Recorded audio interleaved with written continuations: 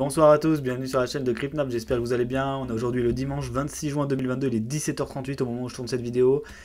Comme d'habitude sur cette chaîne, on va parler crypto-monnaie essentiellement. On va bien entendu regarder ce qui s'est passé cette semaine sur le SP500, le Nasdaq et au point du dollar pour voir quel impact ça a eu. Tout le monde est en mode ça appelle au call bottom au niveau du SP500. On regardera ce qu'il en est réellement.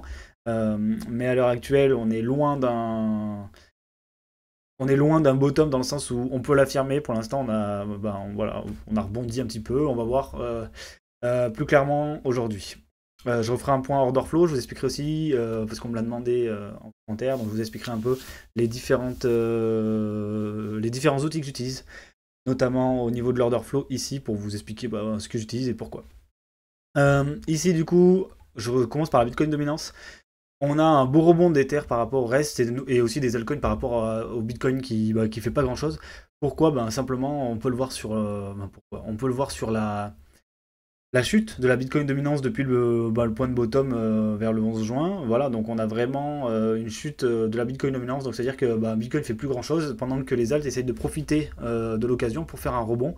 On peut le voir notamment ETH, EGLD Sol, à mon avis, on va avoir les mêmes questions qui vont revenir. On voit ici un WDLI sur ETH qui est confirmé, un WDLI sur EGLD qui est confirmé. En plus, il a enfin cassé ce trendline baissière qu'il a créé, on va dire, sur le deuxième point, donc depuis le 20 avril. Donc 28 mars, 20 avril, on voit que voilà, la tendance baissière sur EGLD s'arrête enfin avec cette reprise en W. On verra les targets potentiels.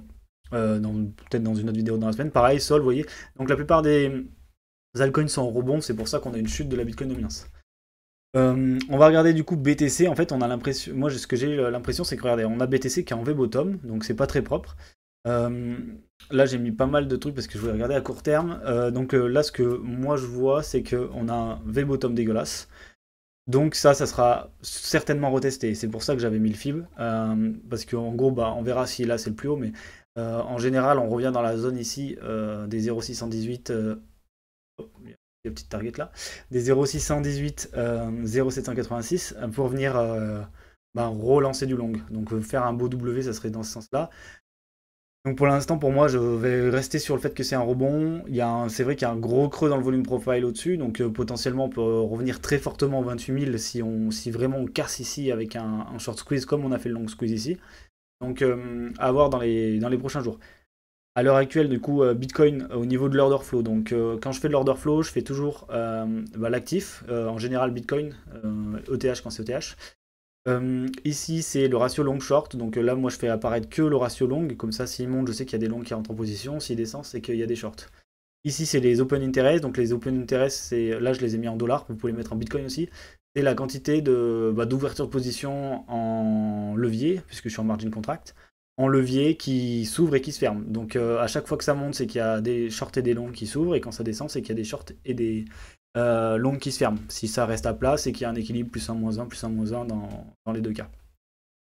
Le funding, c'est la différence en fait entre le prix le prix du futur et le prix du spot. S'il est positif, c'est-à-dire que les gens sont un peu plus bullish, et s'il est négatif, c'est que les gens sont un peu plus bullish. Positif, le prix du futur est plus haut que le prix du spot, et donc ça veut dire qu'ils envoient du long, alors que dans l'inverse, si jamais c'est négatif, les gens envoient du short, donc le prix du futur est plus bas que le prix du spot.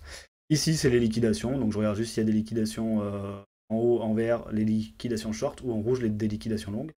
Ici, c'est les spreads, donc c'est juste la différence à quelques mois par rapport au prix actuel. Donc en gros, ça permet de se dire est-ce que les gens sont bullish pour le prix du Bitcoin dans 3 mois? Comme vous voyez, dans ce cas-là, c'est négatif, donc c'est que c'est bearish. Ils estiment que le prix sera plus bas dans 3 à 6 mois que ce qu'il est à l'heure actuelle.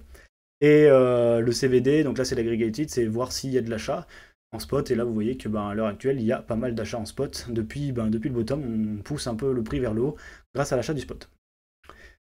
Voilà, donc qu'est-ce qui s'est passé dernièrement? On refait ce rallye, on va se passer en 15 minutes, on refait ce rallye, faut se calmer quand même, on refait cette tendance haussière avec des pump and dump au niveau des open interest, donc voilà, avec des allers-retours dans le positif et le négatif. Donc c'est pas flagrant en termes de où on veut aller pour le Bitcoin. Donc c'est pour ça que c'est intéressant de regarder aussi les altcoins et et Ether notamment, on voit que là quand même sur le retour du bottom, depuis le bottom, ça ouvre des positions, beaucoup de positions, avec un funding plutôt positif, donc ça veut dire que là quand même, je pense qu'il y a pas mal de longues, autant il y avait des shorts qui se mettaient en place passé un moment, hein, notamment ici, autant là il doit rester pas mal de longues depuis qu'on a liquidé ici sur ce gros smash. Donc, et là, on voit qu'il y a eu une grosse poussée du prix. En fait, on a mis une grosse poussée du prix pour venir liquider pas mal de monde. Et on le voit sur la grosse mèche ici, ça a liquidé. On va faire l'analyse d'Ether en même temps, qui lui est beaucoup plus bullish. On a un W qui s'est formé en daily. Potentiellement un retour sur la droite de la résistance, hein, qui est une belle résistance quand même sur un W ici. Elle a re-résisté sur la chute, elle a refait office de résistance. Et là, potentiellement, elle pourrait refaire. Donc pourquoi pas. Ce qui est intéressant de voir, c'est que si on passe en une heure, boum, on est venu liquider tout le monde sauf les 1284,33. Donc ici, on n'est pas venu les éclater à première vue. J'ai regardé aussi sur le futur, c'est pas le cas. Donc il reste encore une mèche à liquider avant d'avoir la plupart des shorts qui se soient fait sauter. Donc c'est pour ça m'étonne qu'on ne soit pas allé les chercher. Donc potentiellement un rebond pour venir les chercher. Mais en tout cas, j'ai l'impression sur ces derniers jours, en regardant aussi l'order flow d'Ether, que c'est, regardez comment ça monte là et comment ça descend ici. Donc ça veut dire qu'il y a énormément de shorts qui se sont positionnés ici. Et en fait, on les liquide. Voilà, tout simplement, ils y vont, et nous, on les liquide. Donc ça donne un peu de force à l'achat, sachant que Ether n'est pas spécialement acheté comme Bitcoin au niveau du spot. Donc c'est vraiment les liquidations d'Ether, pour moi, qui ont fait que le marché est monté ces derniers temps. Et de toute façon, on l'a bien vu avec la Bitcoin dominance. Donc Ether est monté, Bitcoin n'est pas monté. Et du coup, Ether a entraîné les altcoins avec lui. Ce qui fait que on a des jolis ratios sur des EGLD, des Solana, etc., etc. Au niveau des altcoins en général, hors Bitcoin et ETH, on a un truc qui est assez intéressant, c'est que là c'est le graphique du Bitcoin. Donc depuis... Ah, j'arrive pas à charger, c'est cool. Donc depuis, voilà, en 15 minutes ça marche. Donc depuis le bottom, entre guillemets, le point bas, on va dire, le point le plus bas du Bitcoin, on a une remontée quand même des open interest. Donc on est monté de 7 milliards d'open interest sur les altcoins, donc c'est pas anodin. Et surtout, on a un funding qui est prêt à recross bullish. Donc si jamais, enfin recross bullish, non, recross positif, et ça serait plutôt bearish. Donc c'est-à-dire que si les gens commencent à vouloir FOMO sur les alts en longue, comme ils le feront certainement sur ETH, on va voir ce qui se passe. Alors Bitcoin, qui lui est simplement en attente, risque de refaire une attaque baissière et du coup d'entraîner tout le système avec eux. Et du coup, tous les gens qui ont voulu attraper le couteau sur Ether, GLD, Sol, enfin tout ce que vous voulez, tous les altcoins, ils vont se faire éclater la tronche.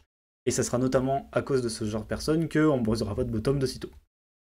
Ensuite, niveau marché standard, traditionnel, on peut regarder quand même le SP500 qui va clôturer, on va regarder le daily, mais on va regarder aussi le weekly, qui va clôturer en daily sur quelque chose de plutôt positif, hein, une bonne remontée. Moi, c'est ce que je m'attendais. Donc là, il y avait le sud avec la flèche. Donc oui, c'est vrai que je vais mettre ce que je voulais pointer.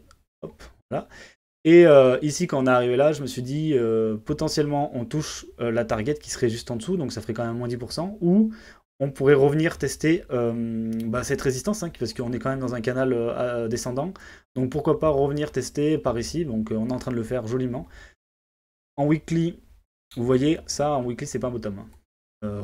On a un V comme ça, c'est pas un bottom. Hein. Il faudra, si vraiment on s'arrête ici sur le SP500, on va latéraliser avant de repartir, quoi, certainement. C'est vrai qu'on l'a fait on a fait un V-bottom en weekly sur le crash du Covid, mais je pense que le crash du Covid n'était pas forcément attendu par les marchés, donc d'où le fait que c'est crashé. Donc il y a ça qui est un facteur important. En général, quand même, on a des W weekly, on le voit ici, vous voyez, on a fait une pause, nouvelle ATH, on a fait une pause, W weekly, et on est reparti. Voilà, si vraiment on veut repartir, on aura certainement un W weekly qui va se construire ici. C'est pas sur une droite comme ça qui descend dégueulasse que vous allez poser quelconque bottom, d'accord. Nasdaq, pour moi, il suit simplement. Ça, c'est l'ancien thread. On pourrait très bien repasser à BE. D'ailleurs, on pourrait très bien faire. Là, il y a de toute façon, si on casse le plus haut, c'est qu'on commence à faire un reversal. Donc voilà. Mais on n'est pas venu dans la zone de rechargement de short, c'est ce qui m'étonne un peu. Donc pour l'instant, on est toujours dans ce canal. D'ailleurs, on est en haut du Nasdaq. Lui, il est bien en haut de son canal descendant. Qu'à voir si ça va faire office de résistance comme sur le SP500. Côté dollar, ça stagne. Pour l'instant, il latéralise au-dessus de la résistance. Il est en train de cross bearish au niveau du MACD, mais s'il repart, il pourrait très bien avoir beaucoup de jus du fait que ça doit certainement être en totale décroissance. Hop, c'est des signaux.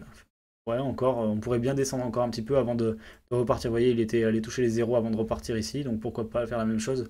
Donc bien respirer au niveau du dollar, et si on respire au niveau du dollar, c'est plutôt bon pour un rebond court terme sur les actifs risk-on.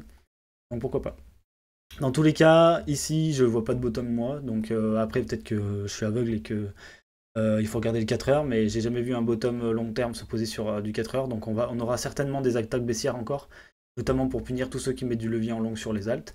Pour l'instant, c'est pas dit qu'on continue pas de monter, parce que l'air de rien, on a quand même des petites liquidations qui nous attendent. On en a pété une là aujourd'hui, aujourd'hui ou hier, non, hier soir, hier dans la nuit, ou aujourd'hui, non, c'était aujourd'hui à 10 heures.